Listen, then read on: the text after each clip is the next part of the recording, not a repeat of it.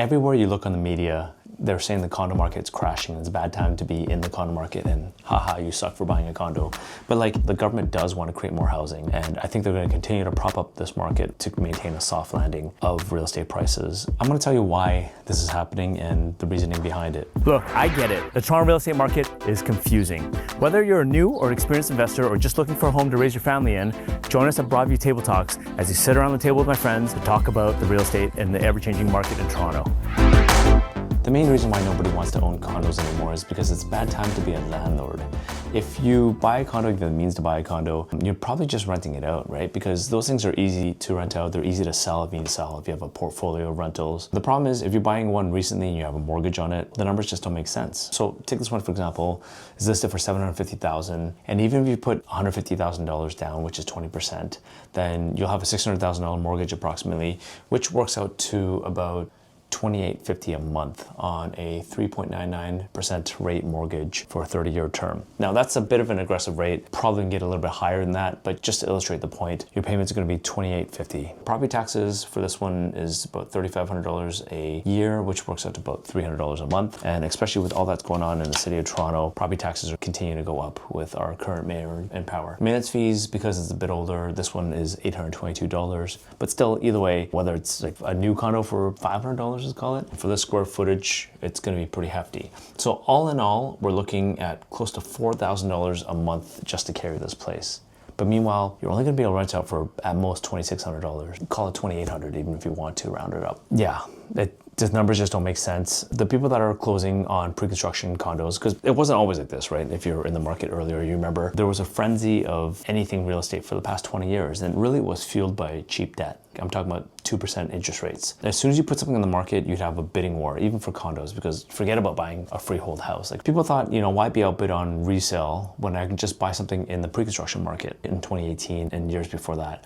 You buy something in pre-sale, wait for the value to go up. It often did because the market was appreciating at anywhere from like 7 to 10 to even 20% a year. And some people did really well in the pre-construction game, like me being one of them back in the early 2000s when I first bought. Just be series of repetitive wins and wins and wins, and just, they couldn't make any more real estate because at the end of the day, we had way more people coming into the country than there were for available supply. That kind of got out of hand for the past 20 years, and everybody's calling for the market to crash, and it never did. Even the naysayers, they were wrong, and they became believers as well too. So a lot of people piled into the pre-construction condo market. I remember it was quite difficult even to buy one of these things. Thankfully, we had connections with developers and the marketing agencies, so we're able to get them, and that really was one of our values as a pre-con agent. It was just to show people that you can get the unit for them. They had one choice to put in their worksheet and their chance to buy a property, and you got to pick the right agent to work with. We helped them get the property, and we'd also help them manage it and just do the whole turnkey management thing. It was just a great investment class until the rates started going up, and none of this made sense anymore. Back then, the math, you could stomach a negative cash flow for a little bit because you knew it would be appreciating. Now it's not. The gravy train has stopped, and because of that, nobody's buying pre-construction. But the problem is people that are caught in the middle of this, that bought 3, 4, 5 years ago, that have condos that are coming up for closing now, they're coming online and values have dropped quite a bit. Call it 10%, 20% even. You can't sell an assignment just because they're so hard to sell when you can just buy a resale. Like if you're a buyer buying something right now, you're gonna wanna see it and touch it and feel it. Even if it's just an investment, you're gonna wanna see it. You're not gonna buy it on plans anymore. So if you're selling an assignment, you gotta sell it on plans, unfortunately, because you don't have possession of the place, it's not built yet, or still under occupancy, and you just don't get access. It would be easier just to buy a resale condo. The market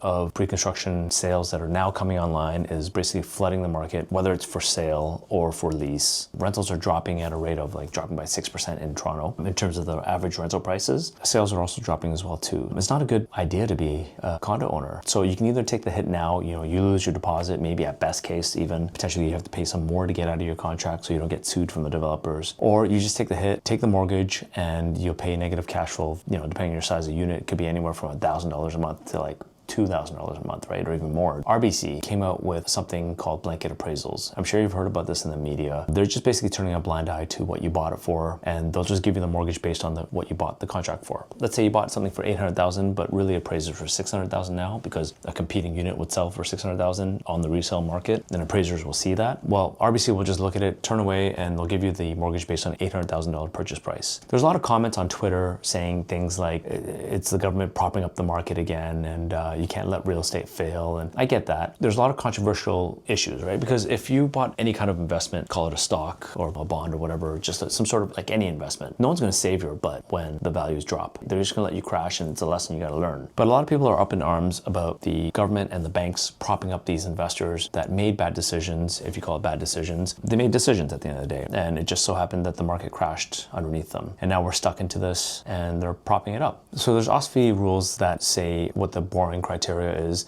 And there's a bunch of rules that the banks just can't lend to whatever it is, right? Because I'm just going to try to dumb it down for everybody. If you lend on a asset that's not worth its value anymore, then your collateral is basically gone and you're just relying on the purchaser to be able to pay the payments. But you can't squeeze blood from a rock. So if the purchaser doesn't have the ability to pay that loan back, then you as a lender is going to be screwed. The OSFI, which regulates the Office of Superintendents of Financial Institutions, they actually are a government agency that regulates banks, and they have certain strict rules about what you can lend on and the guidelines for all that. So with these blanket appraisals, it kind of is breaking those rules. If it's truly worth 600,000, but they're lending based on 800,000 and you get a mortgage of, let's call it 650,000, well then you're borrowing over 100% loan to value, which OSFI doesn't allow you to do that. But for whatever reason, everyone's turning a blind eye. Here are my thoughts on the reason anyway. What's the alternative? Here we are with a spiraling condo market going downhill. No one really wants them. Immigration's cut off because of political reasons. The values have just dropped. If the bank does, mark to market, basically means that they realize the losses that has actually happened, and their loan portfolio, which is based on this collateral of non-performing assets, they take hits on their loans, then the banking system could potentially crash. I don't know exactly, but I'm hearing stories of 20% of any bank's mortgage portfolio or loan portfolio is mortgages, right? 20-ish%. That's a big hit to the banks. It means that there could be job losses, it could be layoffs, it could be bankruptcies. Obviously, I don't think the Canadian government would let the banking sector fail. So much of our economy depends on the banking system.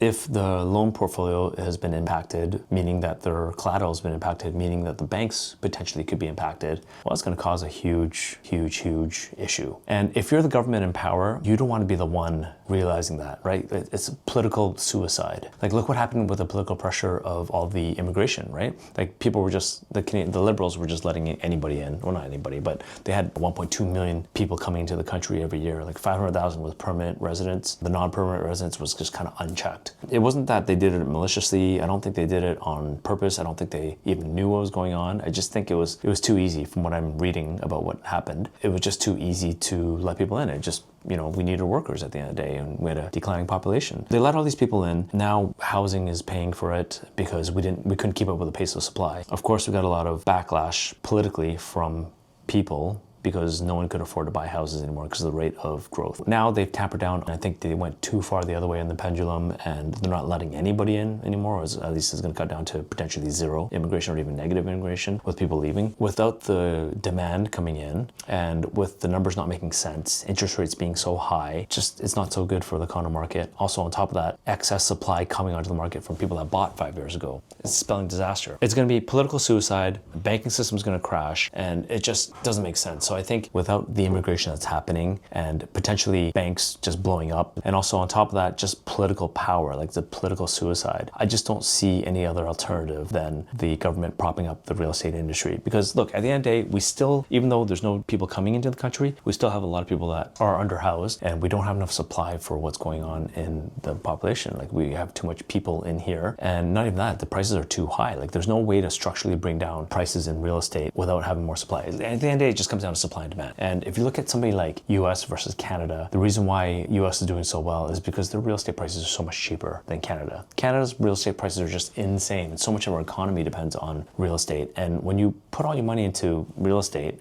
as an investment, you don't have the ability to invest into machinery and productivity and things that just kind of grow the economy. That's going to be a big problem. I mean, don't get me wrong, in the States, like the major cities that you want to live in, like LA, New York, they're just as expensive, if not more, than Toronto. But make no mistake, Toronto is really expensive. A lot of the household budget and business budgets are taken from real estate. If they can get that number down, to get the average price down, they'll do that by creating more housing. The government does want to create more housing, and I think they're going to continue to prop up this market to maintain a soft landing of real estate prices so that we can continue on and there's not going to be hell cutting loose. So that's my take on it. I know some of you might disagree.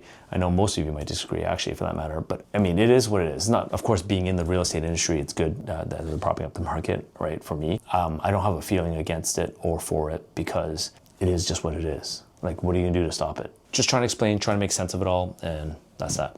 All right, thanks for watching. I'll catch you next week. Add it up. Thanks for sticking out to the very end. I hope you got some value out of this. Do me a favor, please press like and subscribe, but more than anything, leave me some feedback so we know what to produce for you going forward. Thanks again.